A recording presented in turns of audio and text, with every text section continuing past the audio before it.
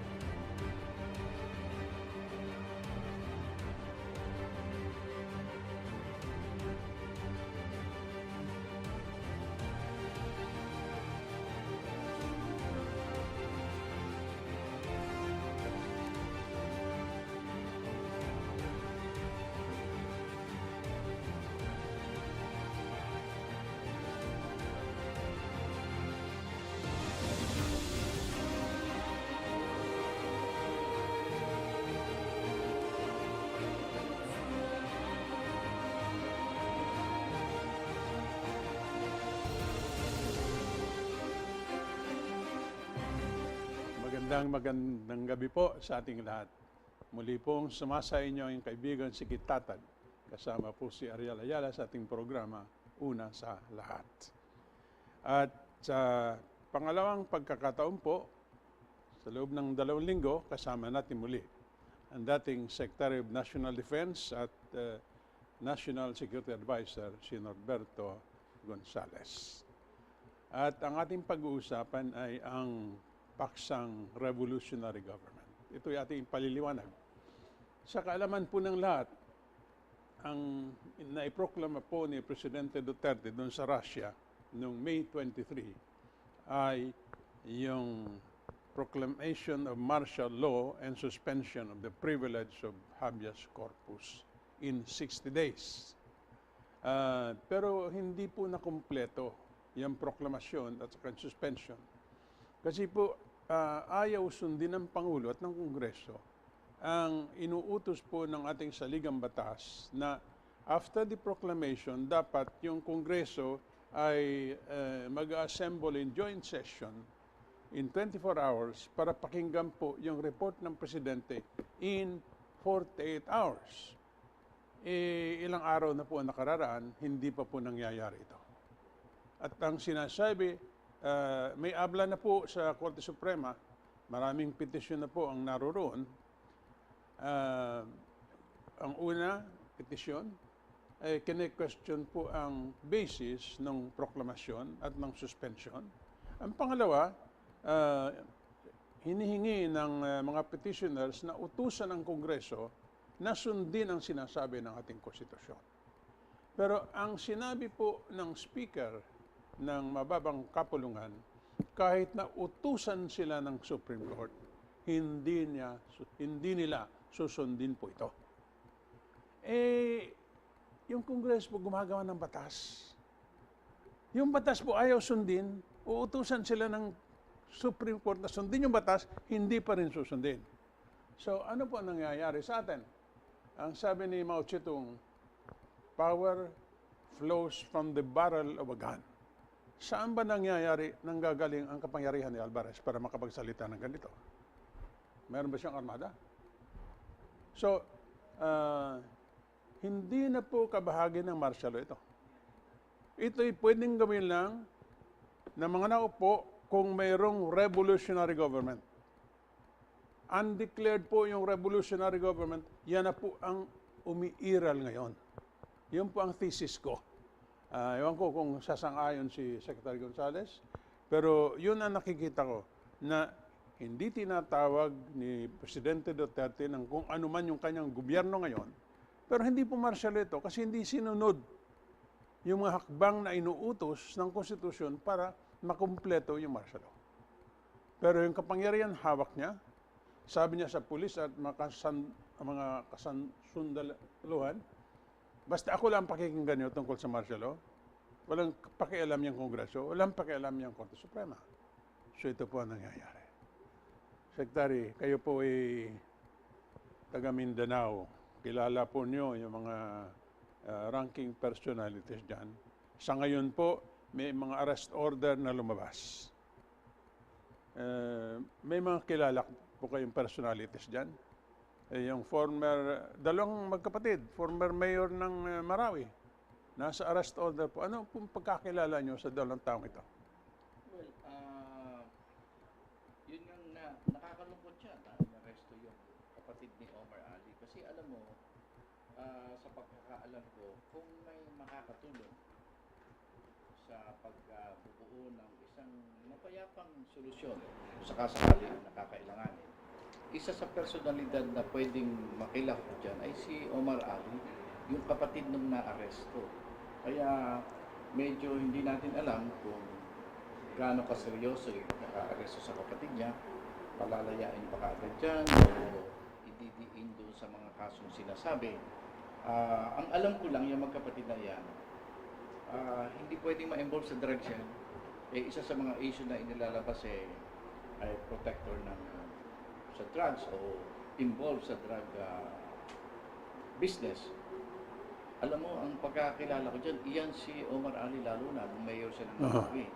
Napakaseryosong campaign ang ginawa niya laban sa droga sa Marawi City. Ayaw na ayaw niya sa droga yan eh. Kaya pati yung kapatid niyang inaresto ngayon, sabi ko, naku, hindi pwedeng sumama sa droga yan. Dahil papatayin ng kapatid yan dahil galit na galit sa droga si Omar Ali. Pero rebellion yata ang pinapataw. Well, rebellion kasi ang kailangang ipataw ngayon kasi kung hindi pwedeng arestuhin, di ba? Di ba yun ang nakalagay sa ating, kaya kahit paano sumusunod din ng kaunti sa proseso yung mga nag-i-implement ng martial law. Kasi hindi mo pwedeng issuehan ng warrant kung hindi rebellion ang charge. Pero yung warrant siya nagagaling. Ang nabasa ko lang sa diaryo ay nanggaling sa Department of National Defense. Ako nga, hindi naman ako abogado, kaya hindi ko masyadong mabibigyan ng paliwanag yan. Pero ang nabasa ko sa diaryo ay galing ang arrest order sa Department of National Defense. Bukod po dun sa dalawang former mayors na Marawi na magkapatid, nasa diaryo din po, inaresto yung tatay yung dalawang Maute brothers. Tatay lang yun. Ano pa ang kinalaman ng tatay sa krimen ng mga Maute? Hindi ko masyadong kilala yung tatay, pero ang pagkakaalam ko dyan ay opisyal yan ng Moro Islamic Liberation Front, ang MILF. So, palagay ko dapat magbigay ng statement ang MILF mismo tungkol dyan. Kasi kung inaresto yan, MILF yan, hindi natin ang alam ko, ang MILF hindi talaga involved sa Maute at ang MILF ay laban pa nga sa mga prinsipyo na itinutulak ng Maute Group. Yung tatay naman nitong, alam mo, hindi sa dahilan kasi tatay, pwede mo nang sabihin na Maute dahil kasi ang mga anak ay Maute. Ito isa sa mga importanteng puntos dapat na tinitingnan natin. Hindi dapat gamitin ang pagiging kamag-anak bilang batayan na, kunyari, ikaw, Maute ka. Pinsan mo ko. Pwede nang sabihin na Maute na rin ako. Pagka ganyan ang ginawa natin, ang mangyayari, dapat arestuhin yung buong Marawi City kasi halos magkakamag-anak silang lahat dyan eh. Kung pagiging pagkamag-anak lang ang basihan ng pagkaka-aresto, Pati yung anak na babae, arestado rin. Ay, asawa yata. Asawa nung tatay. Asawa ng tatay. babae. No? Kaya nga, dapat yung tinitingnan mabuti. This is where good intelligence gathering is important. At sana, dalawang bagay ang dapat iniingatan sa Marawi City. Una, huwag gagamitin na basihan yung pagiging kamag-anak. No? Hindi lang yun. Of course, they move as families. Pero, hindi dapat basihan nyo dahil halos lahat sila magkakamag-anak doon. Number 2, dapat tinitingnan din yung orientation ng mga tao na aarestuhin, no? Kasi magkakaiba yan eh. For example, itong Maute Group, sa tingin ko, bagong kaisipan itong pumapasok sa Muslim communities. Naiiba ito sa dating mga revolusyonaryo ng Bangsamoro. Kaya dapat tinitingnan mabuti yan. So naniniwala kayo, Secretary, na marami pang elemento sa Marawi na pwedeng magamit para magkausap yung mga yung mga nag-aaway ng mga partido. Kasi ngayon mukhang ang polisiya ng gobyerno ay walang usapan. Walang usap-usap. Walang Basta negotiation. walang negosasyon. Pagka ganyan ay talagang walang usapan. Pero kung dumating ang puntos na maaaring kailanganin yan, ang sinasabi ko si Omar Ali, isa yan sa mga importanteng personalidad Na pwede makatulong. na pwedeng makatulong. Secretary, kayo ay bihasa sa usapin ng seguridad, national security. Ano sa palagay nyo ang endgame na gustong mangyari ng grupo ng Maute? Hindi ba kasi ang conventional thinking, ang mga guerrilla, ang mga rebelde, hit and run. Hindi sila maghahawak ng isang teritoryo na alam nilang masusukol sila. Exactly, ganito ang nangyari sa Marawi City. Alam mo, ibang grupo nga ito eh. Yung, alam mo, yung, kunyari, yung prinsipyo ng caliphate, matagal lang pinag-uusapan yan. At kahalo dyan sa pag-uusap na yan, yung mga personalidad na katulad ni Normi Suarez, katulad ng yung mga MILF, kahalo sila sa usapang caliphate kasi yung ibang nagbibigay sa kanila ng donasyon sa Middle East nung araw ay napag-uusapan yan. Pero itong pinapasok ng Maute Group, this is actually a reaction even against that kind of akala natin ay radical view na. It's even against. This is new. At talagang mukhang principal ang paggamit ng violence sa kanilang strategy. Ang pinakahuling balitang nasagap ko po ay official na raw yung pag-establish ng Eastern Province of the Islamic State sa Marawi City. No? Ang Arabic name po basahin natin. Dalwaul Islamiyya Wilayat al-Masrik, the Eastern Province of the Islamic State. Ayun ang translation po niyan. No? Pangwalong probinsya na raw ang Marawi ng Islamic State. Nandyan yung Algeria, nandyan yung West Africa, nandyan yung Libya, Sinai, Yemen, Chechnya, and Khorasan in Iran. Pangwalo daw tayo. At ang commander, ang emir, ay si Isnilon Hapilon, 51-year-old Abu Sayyaf fighter from Basilan, na inoffer na raw ni Hapilon yung kanyang lahat ng pwersa dun sa Islamic Caliphate under the new Caliph Abu Bakr al-Baghdadi. So, ito po ang pinakahuling ulat sa mga nakakausap nating may kaalaman po nito. At balita ko pati yung funding, may dumating daw na pundo galing sa IS. Pinakahuli at ang dumating mga $2 million. Pero after that, dahil sa mga bagong reglamento sa banking regulations, nahihirapan ng mag-transmit. Kaya mga local sources na ang pinanggagalingan. Ito po yung ating babalikan pagkaroon ng ilang sandali.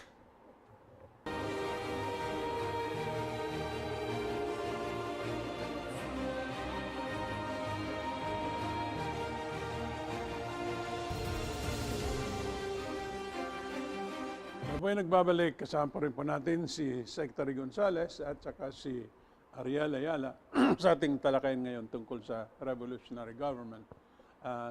Sinasalaysay ko po yung mga pinakahuling ulat na aking nasagap at gusto ko malaman kay Secretary Gonzales kung credible itong balitang ito. Kasi po, ang estimate ng Pangulo, in a few days, tapos na itong nangyayari sa Marawi.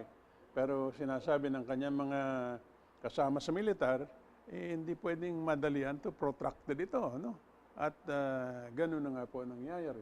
Mukhang yung teknolohiya is in favor of the military, pero yung guerrilla warfare mukhang na-master na ng mga kalaban, Kaya nahihirapan yung tunnels na nakita natin sa Vietnam during the Vietnam War. Mukhang yun ang nandyan ngayon sa Marag, ginagamit ng mga Maute para maiwasan yung airstrikes.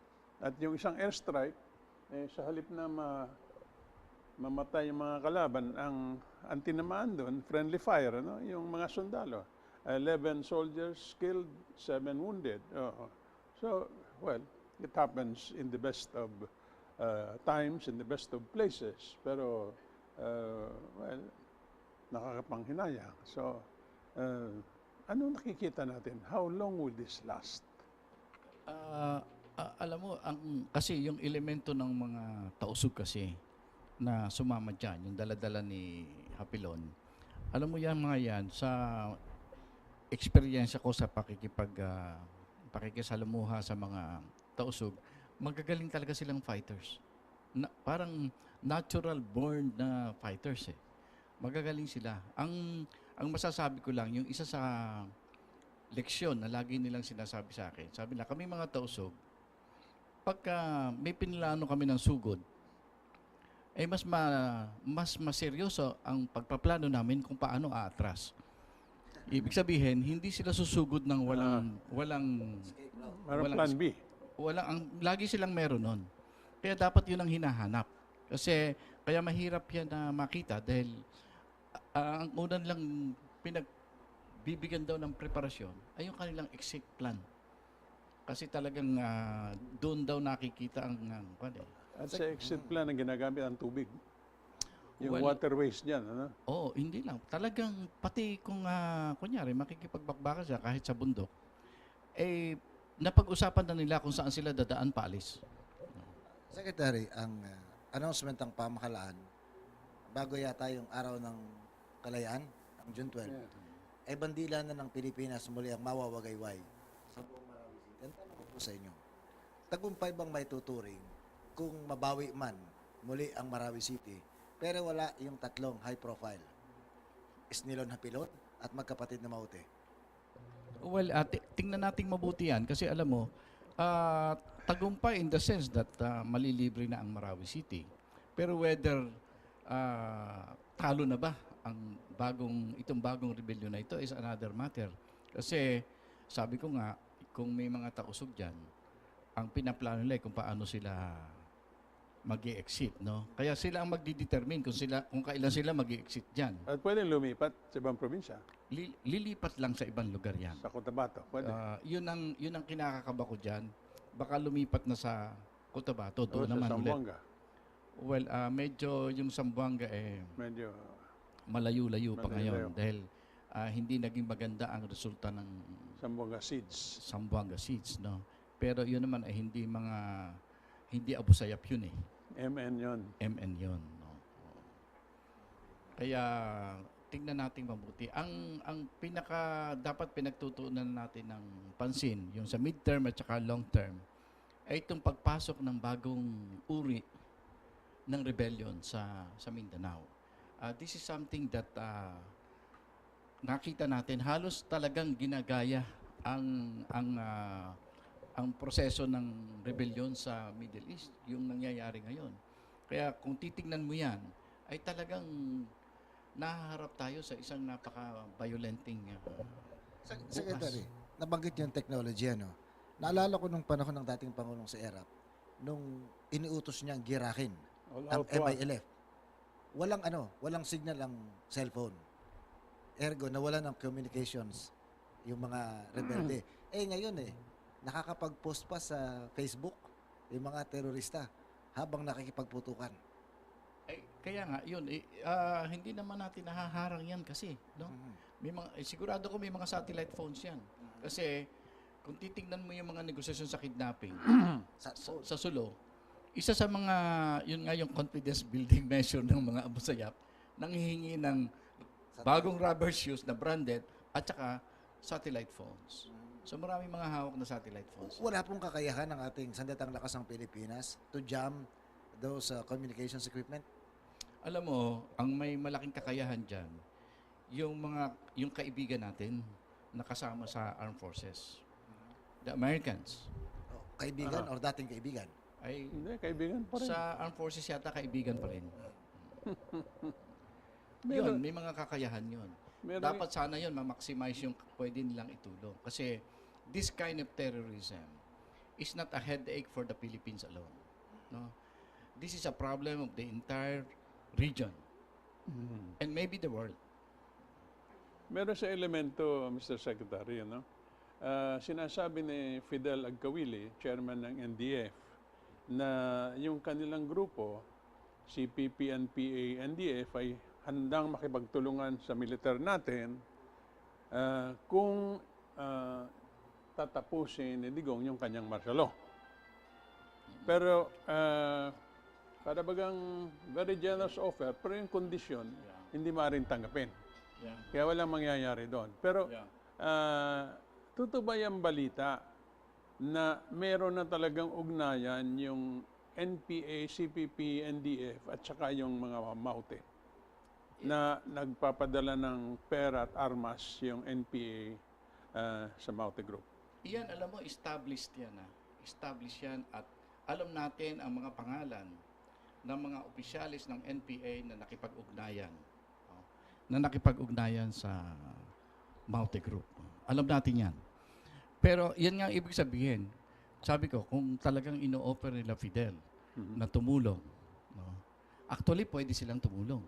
Kasi pwede lang pahintuin yung mga, yung elemento ng Maute uprising ngayon dito sa na may pakialam sila. May relasyon sila So, pwede silang makialam dyan. Kaya siguro, malakas ang loob ni Fidel na magsabi na pwede kami tumulong. Dahil alam niya, pwede. Dahil kasali sila Sa labanan, tutulong daw. O baka yung sinasabing speaking with a forked tongue ito, na niloloko ang gobyerno. Alam naman nilang hindi kasi mangyayari. Alam mo, ang kalkulado nila yan, hindi naman si Fidel sinilang nung kopong-kopong pa. Alam niya yung mga nangyayari sa ganyan. Alam niya, kung mag-o-offer sila, ay hindi naman matutuloy. So, hindi naman sila mapapahiya. They can read the armed forces. For example, tingnan mo, immediately, tinanggihan ng armed forces. So para palang Pwede na sasabihin nila, tinanggihan nyo para pala yung mga naliligaw ng araw, nireregaluhan ng buwan. Ganun talagang, alam nyo talagang mag-iingat tayo. Kasi alam mo, ako personally, hindi ko talaga pang makita ng gusto. Yung sinasabi mo, ano ba talagang endgame ng Maute Group? Hindi pa natin makitang masyado kasi nangyari ito sa panahon na may mga mas malalaking interes na pumapasok dito sa bayan natin na hindi natin alam kung ano ang extent ng kanilang pakikialam. Kaya ang titingnan mo na lang dyan ay ano kaya magiging mote, kunyari, Group A, bakit sila alam? Yun na lang ang pag-aaralan nating mabuti. So kung hindi pa natin alam endgame, hindi natin alam kung hanggang saan susundan ito. Well, theoretically alam natin ang endgame. Yung pagtatayo ng Caliphate. hindi na ito caliphate Kasi yung caliphate, sinimulan niya ng MILF in 1995, no? Pinag-usapan niya na nakaupo pa nga ako nung araw diyan by accident. Napakinggan ko pa nga yung meeting ng mga MNF tungkol sa pagtatayo ng Green Army sa Asia Pacific region at pagbubuo ng caliphate that included Mindanao. But those are during the 90s, no? Ngayon, hindi natuloy yung mga ganong plano kasi napigilan. Pero ngayon, ito pagbalik ng plano ngayon, it seems to me na itong ginagawa ng mga Maute Group at saka nitong Abu Sayyaf, ito laban ito sa mga leader nila. Kasi yung mga ito, dating MI yan, dating MN yan Sek, may nabanggit itong yung UK Prime Minister. Gusto kong doon mag-take off ang tanong. Masyado raw malambot tayo sa mga extremist. We are too tolerant. Sino sabi? Si Theresa May. Si May. Kaya ba siya natalo? Yung ating lipunan ba talagang masyado nang babait sa mga terorista, sa mga extremist? At tingin ko ganito yan, no? Naging mabait tayo sa uri ng revolusyon sa South na tingin ko ay patapos na. Totoo yun, aminin natin, naging mabait tayo sa MNLF, naging mabait tayo sa MILF. At naging mabait naman sa atin ang MILF at naging mabait sa atin ang MNLF at ang buong daigdig, yun ang proseso ng paglutas ng kaguluhan. Yun. Ngayon, pumapasok tayo ngayon sa nasabi ko na Kakaiba. bagong uri ng rebellion. Pure violence. Ako, hindi ko alam paano sasagutin ito ngayon. Ni Presidente Duterte. Ay hindi. Hindi natin alam kung pure violence ang dapat gamitin dito. Hindi pa natin nakikita kasi bagong development ito sa daigdig at bagong pasok pa lang dito sa atin. Sa Secretary, matagal na itong insurgency sa Southern Philippines, ano? Pero sa kahaba-haba ng panahon, nagawa natin na hindi nagkaroon ng religious nuances yung labanan dyan.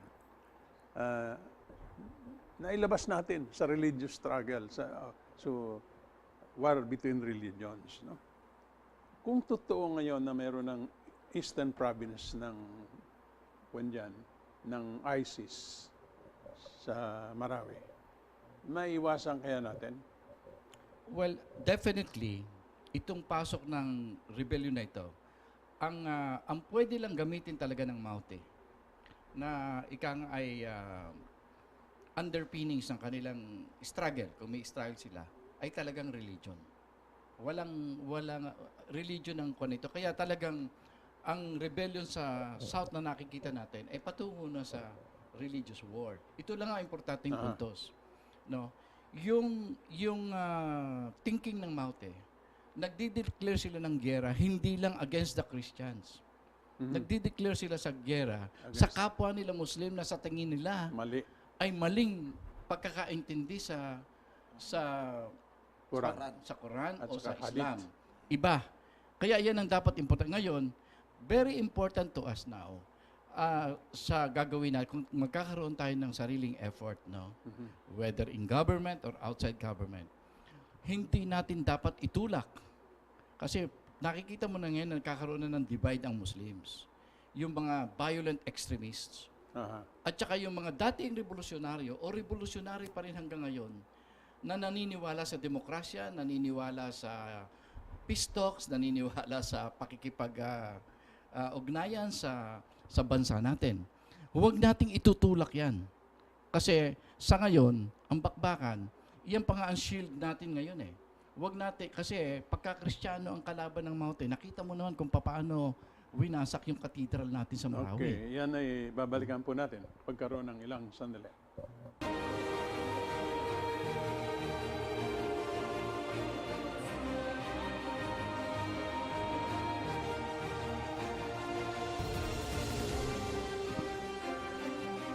Tayo po ay nagbabalik. Kasama po rin po natin si Secretary Gonzales at saka si Ariel Ayala. Sinasabi po ni Secretary Gonzales at tayo po'y sumasang-ayon na dapat iwasan natin yung pagkakaroon ng religious war at baka doon tayo nga patungo. Kung ganun po ang dapat gawin ng bayan na iwasan yung religious war, di ba nangangahulugan na dapat suportahan na natin si Presidente Duterte, no? Ako po, yan ang aking pananaw. Suportahan natin ang Presidente kung yung gagawin po niya ay alinsunod sa konstitusyon. Yan problema po ay nagmarsyalo na siya pero ayaw pa niyang sundin ang konstitusyon. At yung Kongreso, ganun din. Kaya sinasabi natin na ang nangyayari ngayon is an undeclared revolutionary government. Ngayon, hindi po natin gusto yung revolutionary government na ang nakaupo pa ay hinalal ng bayan, pero ayaw sundin ang nakasulat po sa konstitusyon. Ano po ang maaari natin gawin? Masama ba yung revolutionary government as an idea? Ay, tingin ko, alam mo, kahit nga tayo, ako nga paminsan-minsan, nakakabanggit natin ako ng tungkol sa revolutionary government. Panahon pa ni GMA, binabanggit ko na yan eh. Pero ganito yan eh.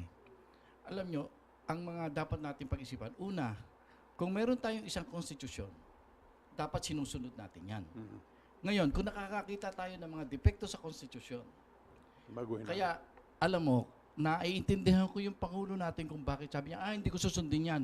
Kasi, yung isang speech niya, dinig ko din siya, sinasabi niya, kasi, yung sinasabi ng constitution, hindi sapat.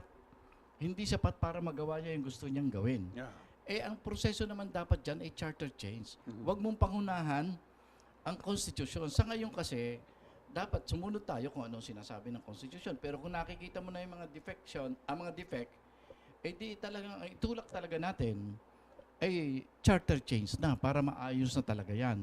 At isa ako sa naniniwala na may mga pagkukulang naman talaga ang nasa constitution natin. Pero, kunyari, ang ating armed forces, isa sa kanilang malaking obligasyon ay sundin at ipatupad ang konstitusyon. So hanggat hindi nababago yan, dapat sinusunod yan.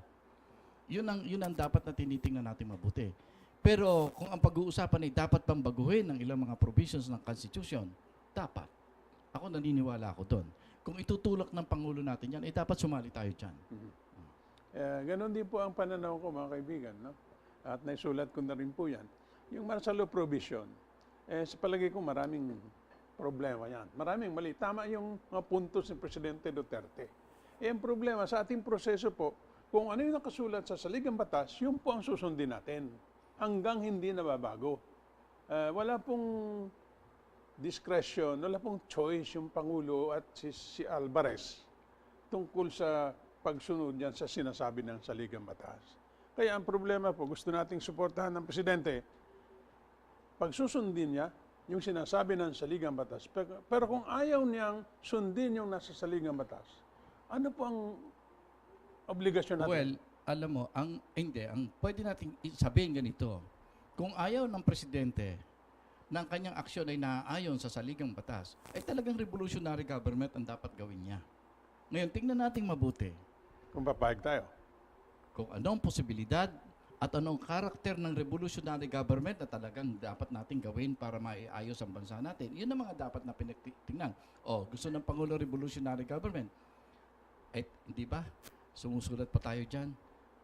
Okay sana ang revolutionary government, pero kung ang kapartner niya yung mga komunista, hindi na lang. Di ba? Yun ang mga importanteng puntos dyan. Kasi sino ang makakapartner ng Pangulo natin sa pagtatatag ng revolutionary government? Kasi kapag komunista ang kasama niya, siguradong papatayin ng demokrasya. Kasama na niya yan. Papatayin ng kalayaan. Yun malinaw sa atin yan kasi sinasabi nila na nagbago na raw ang mga komunista sa mundo. Totoo. Mayaman. Pwera yung atin. Nagbago ang mga komunista sa mundo pero yung komunista natin tulad pa rin ng dati. Gusto pa nilang ang kanilang partido ang mamamayani at magdidikta. Hindi lamang sa sambayanan, pati sa gobyerno natin. Secretary, may pending na usapin sa Supreme Court tungkol dyan sa martial law. Yung sinabi ni Speaker Alvarez, hindi raw niya susundin, may kadugsong pa yun. At kung utusan ng Supreme Court, pupunitin lang niya. Alam mo, Anong krisis ang malilikha nito? At sino ang tatayo at magpapatupad ng konstitusyon? Wala na. sana huwag na nilang gawin yan. Kung talagang gusto nila ng revolutionary government, pwede namang i-declare yan ng hindi na kailangan mag-create ng constitutional crisis. Kasi kung i-create nila yung constitutional crisis, yan ang implikasyon ng sinasabi ng ating speaker. Alam mo, pag nag-create ka ng Crisis. ganyan, ang daigdig tititig sa atin. Ang sasabihin nila, yung revolutionary government na gagawin sa Pilipinas, hindi yan para patibayin o i-restore ang demokrasya. Yan ay patungong diktadura. At dapat labanan. Yun ang importante niyan kasi ang aksyon na bago ka magtatag ng revolutionary government, tingnan mo yung ginawa ni President Cory. Nagtatag si President Cory ng revolutionary government. Pero bakit hindi umangal ang Deklarado. Kauna-una ang ginawa niya, tumawag siya ng constitutional commission. Aba, binabago ang charter. Ibig sabihin patungong yung mga elemento na elemento ng demokrasya yan eh. Tapos tumawag ng eleksyon, naglagay ng plebisito.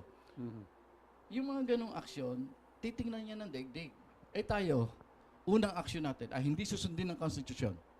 Naku, delikado tayo dyan. Mga kaibigan, narinig ko sa ating mga kasama rito na magkakaroon daw po tayo ng constitutional crisis kung ganito mangyari. Ang sinasabi ko po, ngayon mismo, mayroon na tayong constitutional crisis. Kasi yung nakasulat sa saligang batas ay ayaw sundin ng mga nakaupo na nagsumpa. Sumpa po sila na they will preserve and defend the Constitution. Yung po ang pinanumpa ng Pangulo, ng lahat ng nakaupo dyan po. Ngayon, aking problema ganito. Sabi ni Secretary Bert, yung revolutionary government, magdeklara si Digong, maaari natin suportahan. Ang problema naman po ganito, pag nakita ng bayan na nagkakaroon ng power grab yung nakaupo, baka ang sagot po ng ibang mga kababayan natin ay sila na rin ang mag-power grab. Yun po ang, para sa akin, malaking kaguluhan. Ano? Kaya, ano ang ating dapat gawin, Sekretaryo? Well, ako, tinitingnan ko, kailangan na ibigyan natin ng paramdam ang mga pillars ng demokrasya sa Pilipinas, the important institutions should be warned. No? Ano At saka institution hindi yan? lang yan, ipakita na baka naman gusto nyo tuparin ang inyong talagang obligasyon sa bayan. Hindi ko yung armed forces, defending the Constitution, ang ating mga faith communities, Simbahan. mga simbahan. Alam mo, ang malakihang pagbabago sa Pilipinas, laging mga institusyon, business community, simbahan, armed forces, yan ang mga gumagalaw. I think that in this time, in our country's critical, very critical tayo dito, ay yung mga institusyon na yan dapat ay talagang bukas ang mata. Pero, Secretary, i-rephrase ko yung tinanong ko galing sa sinabi ni UK Prime Minister Theresa May. Ang lipunan natin ngayon, tolerant of those intolerants eh. Wala nang diskusyon, wala nang usapan, wala nang reasoning out. Ito, very important dito, ang tinatawag nating public servants o public leaders. Kasi huwag nating laging itinatapon o isinisisi sa taong bayan ang mga nakikita nating mali sa lipunan. Alalahanin natin na ang mga taong bayan natin, ordinaryo lang yan, naghahanap buhay lang yan. Gusto lang niyang mabuhay ng maayos. Ang nagdidikta ng behavior ng lipunan are more of the leaders, those who are leading society. Yan ang tignan natin mabuti. Nakikita natin, masyadong liberal yata ang lipunan. Masyado yatang nawawala na ang moralidad ng ating lipunan. Huwag nating sisisihin ang mga kababayan natin dyan. Ang titignan natin, ang mga namumuno sa atin. Anong uri ang buhay nila? Ano ang kanilang pinararating na mensahe sa ating mga kababayan? Yung leader ng ating lipunan, na at best ay tahimik sa 8,000 namatay, at worst, pumapalakpak pa. Tayo, wag lang isa isisihin natin. The overall, ako tinitingnan ko dito, yung ating buong political leadership of the nation. No? Iyan, mukhang hindi na maganda ang takbo ng ating political leadership sa bansa. Dapat yan pinagtutuunan natin ng pansin. Hindi na po pwedeng 1, 2, 3 tao lang ang sisisihin natin dito. We have to look deeply into our political system today para makita nating mabuti yan. Kasi may mga nagsasabing scientifico na hindi lang naman mga persons ang pwedeng sisihin. Ang sistemang ginagalawan ay isa din sa pwedeng sisihin kung bakit ganito ang behavior natin ngayon. Tingnan natin mabuti yan. No? At yung mga institutions natin, alam mo sa institution din natin, may mga pagkakamali din at pagkukulang. Kaya nga tayo, ikaw Ariel, hindi pa. Kami ni Senator Tatad, medyo mapalad kami. Dahil pwede na kami magsasalita kasi mga senior na kami. Kami patatawarin kung sakalit sumusobra ang aming pagsasalita. Well, salamat, Secretary, sa inyong pinahayag na paliwanag. Pero yung leadership po ng lipunan ay nangangailangan po ng mga solid principles na tatayuan po ng lipunan. Ano? Meron isang manunulat sa Europa na nagsabi recently ng problema natin ngayon, yung ating mga lipunan ay naging liquid societies. No? Wala na raw solid principles na tinatayuan.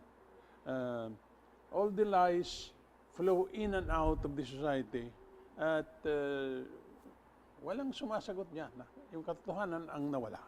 So, and I think this is what is wrong now. Yung constitutional principles nandiyan, yung provisions nandiyan, pero hindi na susundin kasi nga nawala na yung pundasyon ng katotohanan. This has to be restored. At sino ang magre-restore nito? Ang maipapayo ko na lang, Senator, panoorin mo yung may nasa YouTube to eh. Yung meron palang, may mga santo rin pala tayo sa Korea eh. At kaya nagpunta yung mga martyrs sa Korea eh. Martyrs. Yun ang sinabi ng kaya gusto kong makita mo itong YouTube na ito kasi nagsalita ang Papa sa mga obispo, mga madre, mga pare ng Koreano na nagpunta sa Vatican. Isa sa nakukula nun, sabi nila, kayo bansa kayo ng mga martir. Panindigan nyo yan. At very important because you got your faith through martyrdom. Dapat ang inyong pananampalataya, huwag nyong mag-adjust na maging magaan ang pananampalataya. Panindigan nyo, mahirap o hindi mahirap ang pagsunod sa pananampalataya. Pakinggan nyo ang tunay na sinasabi ng pananampalataya. Diyan kayo manindigan. I think this is what you're trying to tell us. Our principles are clear. The teachings of our faith are clear. Huwag nating i-adjust yung pananaw ng ating pananampalataya para hindi magalit o hindi magtampo yung ating mga nasasakupan or mga followers. Dapat i-insist ang paninindigan ng ating, yun ang sinasabi ng Papa sa mga Koreano. And I felt that we should get the same message. It's a message for the world, no? Kasi po, dalawang antas halimbawa ng ating pananaw dito, tinitingnan natin yung antas ng pamamahala ng isang pamahalaan. Ang mas mataas na antas, yung ating pamumuhay bilang isang lipunan sa ilalim ng isang Diyos na may makapangyarihan. Yung ating nakalimutan. Pero wala na po tayong panahon. Kaya tayo magpapatuloy sa ating talakayan sa mga susunod na linggo. Samantala ngayon, gusto naming ni Ariel magpasalamat sa ating bisita sa Secretary Norberto Gonzales sa panahong inukol sa atin ngayong gabi.